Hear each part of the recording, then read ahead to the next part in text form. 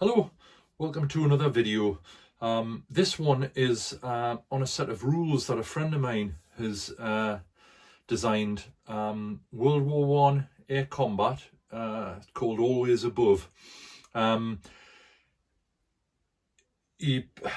was aware of him designing them at the club, and quite recently he ran through a game with me and Alex at the club at Whitley Beer 3D Gamers. And to be honest, I was very impressed. He's really hit the sweet spot between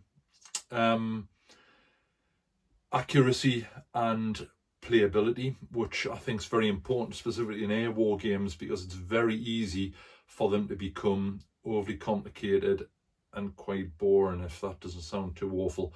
A very clever system. What I did, we've filmed some of the moves, was taking some stills, and we've also did a little interview with John at the club, where he describes his sort of thought processes behind the rules. So that's what's in the video coming up.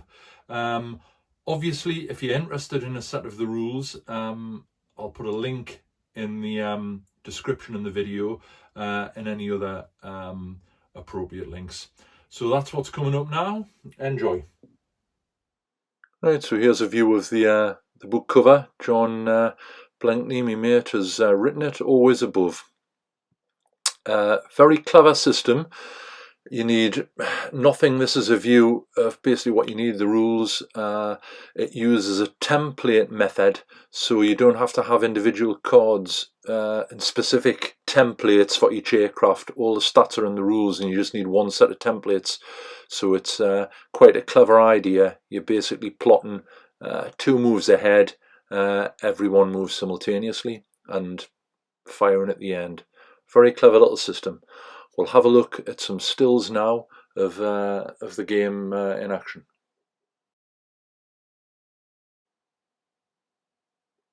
Right, and after these few stills, we'll have the interview with the author, John Blenkey.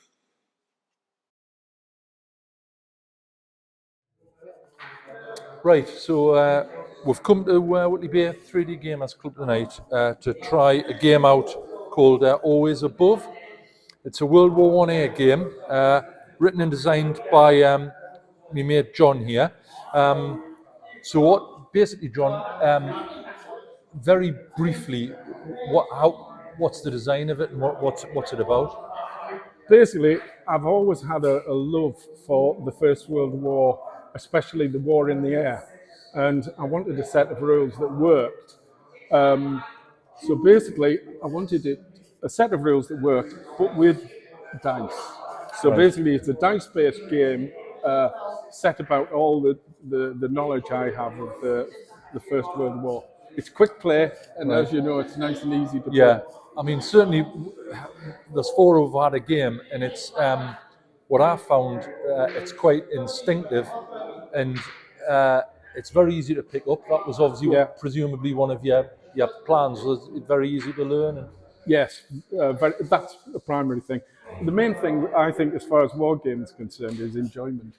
Yeah. It's having a good laugh. Yeah. And it's a good laugh, I agree with you. and it's also very realistic. Yeah. You know, because back in the 80s, I used to interview pilots from the First World War and the Second World War.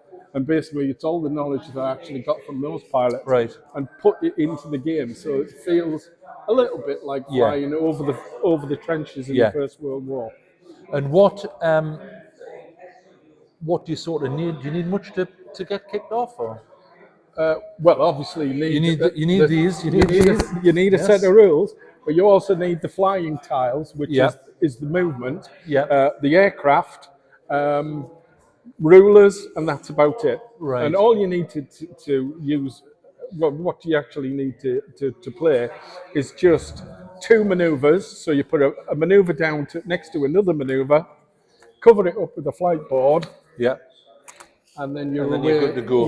Everyone does that simultaneously. Everybody does that. No one, you're like sort of guessing what the other person's going to do. Exactly. And then, of course, when you open it up, it doesn't matter because everybody else has done the same. So then you can just play your moves. And if you want to move the same move twice, you use the ×2 marker, and then You that put would it on. be your 2 maneuvers exactly the same. So certainly from the little view I've had of it, it's self-evident that it's not going to cost a load of money to get into it. No, no. And you don't need masses of stuff. And presumably aircraft-wise, you can use anything, can you? Sort of Yeah, you once can every use, second, or I think yeah. these are Wings of Glory. The Wings of Glory Yeah. scale, which is 1 to 144. Right. So basically, anything of that scale would work. So you can have them resin, Yeah. you can have them 3D printed, you can Yeah. have them metal, or you can use the Wings of Glory type aeroplanes, anything you fancy. And as soon as you've got a set of the tiles, Yeah. that's all you need. That's all you need. Yeah, Right. for all the airplanes that flew during the First World War. So there's nothing, basically, the tiles, the board, the rules, you don't need to buy anything else, then, do you? No, just from the airplanes. From the aircraft, right. And then you're flying. Right. So to close it down, the people seeing this, if they want to try it, what's the easiest way to get the rules in the system in? If you put always above rules, Yep. aerials rules, Yep. it'll take you to Empires at War, and Empires at War will sell everything there. Right. So what I will do, obviously, in the description of the video, we'll put a link, so anyone who's interested, it'll take them straight to that. Super. Great, John. Thanks very much. Enjoyed it. Good game, good fun. Definitely worth following up and having a look at it. Good. Well, let's have another game then. Yeah. Right. So this is just a short couple of minutes section on the game in action. Right hand side of the screen, that's where I was sitting. You can see I've laid out the maneuvers just from we're learning the game. And as John said in the introduction, basically what you're doing is you're choosing 2 maneuvers to perform at the beginning of the term. You're hiding them under your control panel, which is the object you can see towards the left of the templates. Putting that over the top, everyone reveals at the same time, so it's simultaneous movement, and then you've basically got to just sort of predict what your opponent's going to do. Once the movement's done, you're then looking at firing. There's short range, long range. Altitude is covered. I think that's what the dice represent on the back of the aircraft. I think it's a 10-sided dice, and each figure represents 2,000 feet of altitude. And you've basically either got to be at the same altitude or slightly above. Obviously, the advantage is always at this period was always to the person who had the height.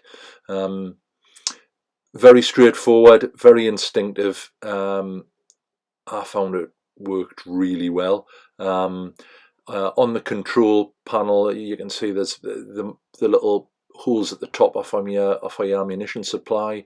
You've obviously only got limited ammunition, and if you blaze away, you run out of ammunition, and then you're in a world of pain. In this scenario, me and Alex had the German aircraft, and the opponents, John, had the British aircraft. The objective of the game, the scenario, was that I forgot what aircraft John had. It was like a 2-seater spotter type, and he had a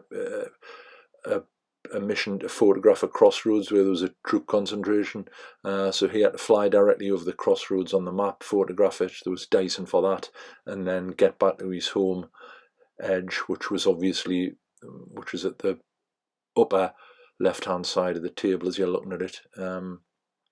Really enjoyed it. It went very well, and literally, I know you often hear this with war game rules, after a couple of turns you knew what you were doing. Great fun.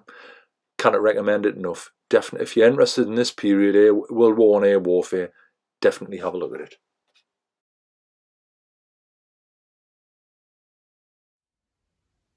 Right, so there we have it. If you're at all interested in getting your Sopwith Camel or your DR1 and giving it a blast, I think it's definitely worth trying. And not to put too fine a point on it, it's very reasonably priced. You'll see that if you have a look at it on the link. So as normal, if you've enjoy the video, give her a thumbs up, like it. If you're not already a subscriber, have a think about subscribing. You can do that either from the main channel page, or you can click the button in the bottom right hand corner of the screen at the end of the video, which is an Empress 20mm modern British infantryman. So coming up, we've got the deposit paid on the Wargames room for the garden. That's progress there. We haven't got a date yet, but it's progressing. We'll be getting to the club, as I've said, a lot more regularly, so we'll be able to do some games and descriptions from that. York's coming up, Vat Attack. We're coming up to the 1 year anniversary of the channel very soon, so that should be quite good. So I'm looking forward to getting a Vat Attack. Obviously, if anyone's there and they recognise me Fizzog, please come up and have a natter. All comments are always welcome. You know, and it's nice to meet and chat to people with the same interests. So that's where we are. Thanks very much for watching, and as normal, we'll see you next time.